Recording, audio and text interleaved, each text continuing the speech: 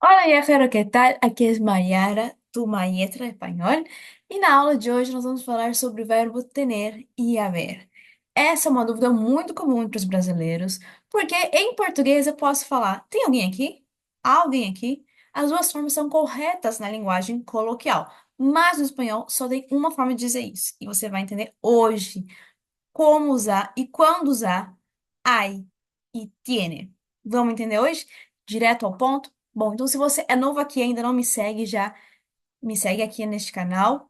Deixa o seu like, porque isso me ajuda a continuar produzindo conteúdo de qualidade aqui para você. Vamos lá? Vou compartilhar minha tela para que a gente possa começar. Bom, vocês sabem que eu sempre gosto de falar um pouco sobre como a gente aprende, né? E o verbo tener e haber é justamente por ter essa semelhança com o português, mas uma diferença, é uma das principais dúvidas dos brasileiros, porque não soa mal, né? Não soa errado quando um brasileiro que está aprendendo fala, né? Tiene alguien aqui não soa mal, porque em português seria correto. Mas você vai entender aqui quando usa um e outro. E para isso eu quero te dar um quiz para que você teste o seu conhecimento, a sua intuição na língua, né? Porque entendendo onde é que você tá, como é que você sabe, o que você já sabe, vai te ajudar a aprender muito melhor. Então eu te recomendo isso como uma dica sempre. Sempre que você vai estudar algo novo, comece fazendo os exercícios. Comece testando para ver o que você já sabe intuitivamente ou não. E aí, quando você for estudar, você vai saber exatamente o que procurar, o que buscar, porque você já sabe onde é que está a sua dúvida, tá? Então, vamos lá, pegue um caderno, pegue um lápis para anotar as perguntas e as respostas que você vai responder aqui no quiz. Combinado? Vamos lá, então? Então, eu vou ler as perguntas para vocês, vocês vão anotando as respostas, ok? Este ordenador tiene, había, hay poco espacio de memoria. Dos, tenías, había, oyeron un documento para firmar en mi mesa. Tres, no, tenemos, tuviéramos, hubiéramos clase de español hoy porque es feriado. Cuatro, Miguel, tienes, tiene, hay ojos azules. Cinco, en mi ciudad solo tiene, hay, hubieron un cine. Y por último, seis, tiene, hay, habrán alguien aqui. Vamos então entender agora o uso do tener e haver. Bom, entendendo a regra. Então, para trazer isso daqui, eu quero que vocês vejam o contraste de quando usa um e quando usa o outro, tá? Então, eu coloquei aqui do lado esquerdo o verbo tener e alguns usos do verbo tener, e do lado direito o verbo haver e alguns usos desse verbo, para que você possa entender melhor. Então, vamos primeiro ler o tener. Nunca é impessoal, existe sempre um sujeito e varia de acordo com ele. Então, o verbo tener sempre, sempre vai pedir um sujeito. Então, por exemplo, aqui temos: esse condutor tiene buenos reflejos. Então, esse condutor é o sujeito. Esos compactos tienen varias canciones inéditas. Então, esse compacto é o sujeito que tiene várias canções inéditas, tá? Então, ele sempre vai ter um sujeito que tem algo. Pode ser algo abstrato ou material, mas tem, possui algo. Agora, veja do outro lado o haver. É um verbo impessoal, sem sujeito possível, é invariável. Ou seja, não tem um sujeito, não é ninguém que tem algo, né? Simplesmente há algo. E é invariável, ou seja, não tem plural, né? É sempre no singular. Então, por exemplo, temos aqui: havia um documento para firmar em tu mesa. Había varios archivos desordenados en tu computadora. Então, ele vai descrever alguma coisa sem ter um sujeito. Então, não é ninguém ou algo que tem algo, né? Simplesmente há algo. E não vai ter plural. Então, eu não posso falar Por exemplo, no segundo, havia vários arquivos, né? Não posso falar que haviam, né? Porque não há ninguém que. Ah, é singular, basicamente, tá? Então, essa é a principal dica. Você tendo isso em mente, você consegue resolver 90% dos casos. Bom, o verbo tener indica sempre uma propriedade material ou abstrata, né? Mas, mais uma vez, tem sempre sujeito. Então, mi hermano tiene dos autos y yo solo tengo uno. Então, se mi hermano tiene, então ele tem carros. Tenemos clase de natación los jueves. Nosotros temos as aulas, né? Los nuevos móviles tienen varias funciones. Então, os celulares têm funções, né? Já quando utilizo haver, indica uma existência de objetos, mas sem ninguém que possui nada.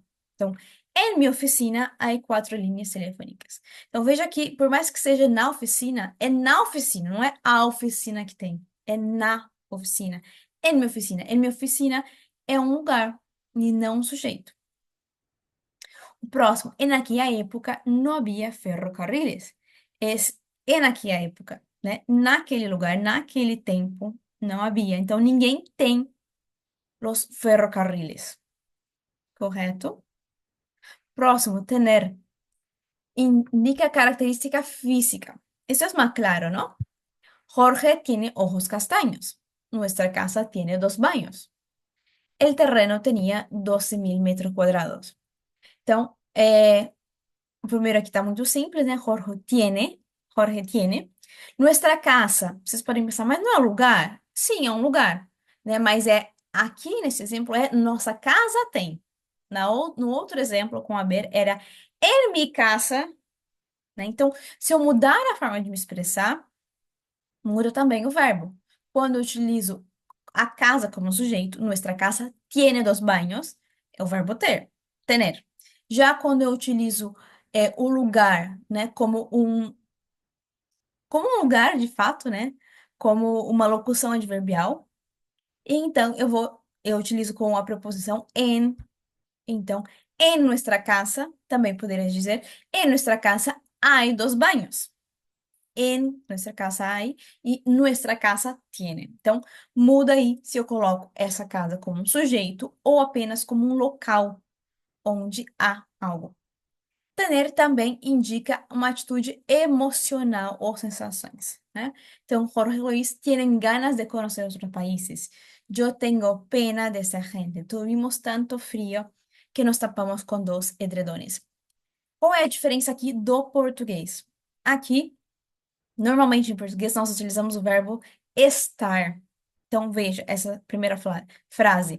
Jorge e Luis tienen ganas de conhecer outros países. Seria Jorge e Luis estão com vontade, né? Ter pena, estar com pena. Até pode ser ter pena, né? Mas, de modo geral, é o verbo estar com uma sensação. Olha o próximo. Nós tuvimos frio. Em português, estivemos com frio. Então, sempre que seja sensações, né, estar com frio, estar com fome, estar com sede, ter frio, ter hambre, ter sed, não? Porque é uma sensação do corpo. Já o verbo haver eu utilizo para localizar alguma coisa no espaço. Exemplo, hay dos baños en nuestra casa. É aquele exemplo que eu mostrei para vocês antes. Atrás de la cortina hay una salida de emergência. Hay otra a la derecha de la ventana, tá? Então, é sempre descrição de lugares, né? E não há um sujeito que tem algo, tá? Então, essa é a principal diferença. Se vocês lembrarem disso, tem um sujeito que detém alguma coisa?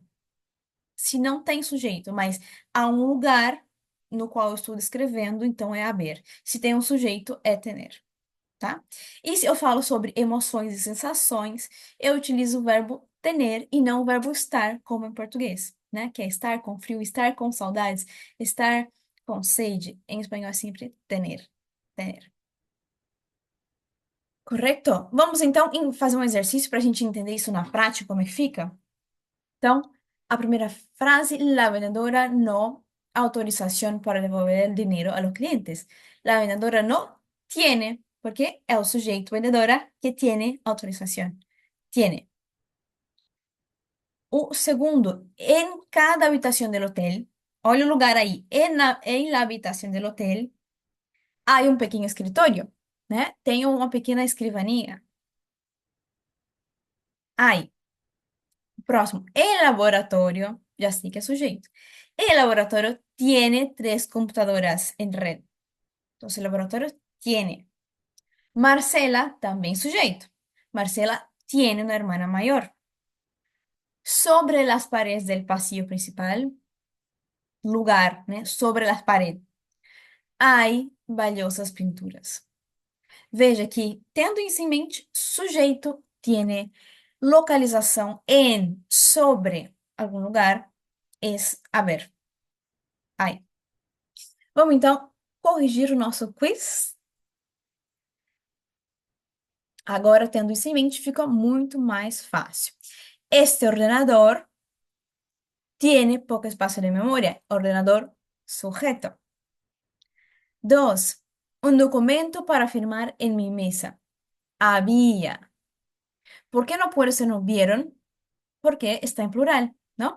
Lembra que eu falei para vocês que não era variável, singular, plural, era sempre invariável. Então, é o verbo haber mais invariável. Havia. Por que invariável? Porque não tem sujeito, então não precisa conjugar com nada, é sempre singular. Três. No tenemos clase de espanhol hoy porque es feriado. Entonces, aqui, né, podemos utilizar o tenemos, mas se tivesse o hay, também podia ser, né? No hay clase. Porque aqui eu não especifiquei um sujeito. Eu posso falar com sujeito ou posso falar sem sujeito. Então aqui caberia duas formas.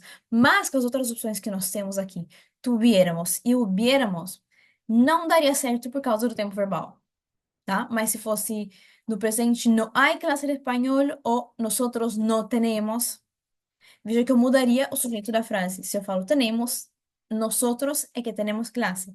Se eu digo que no hay, estão simplesmente afirmando que não há, né? Alguma coisa, sem especificar um sujeito. E quarto, Miguel tiene ojos azules.